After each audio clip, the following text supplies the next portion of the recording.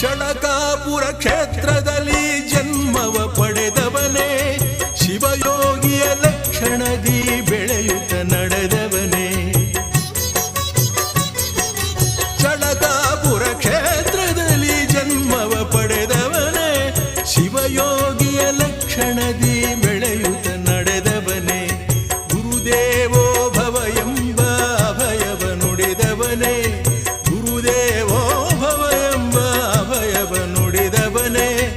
ಉದಯವಾಯಿತು ಏಳು ಸ್ವಾಮಿ ದಯೆ ತೋರು, ಪುಷ್ಪಗಳು ಪರಿಮಳವ ಸೂಸುತ್ತಿವೆ ಏಳು, ತುಂಬಿಗಳು ರಸ ತುಂಬಿ ಹಾಡುತ್ತಿವೆ ಕೇಳು.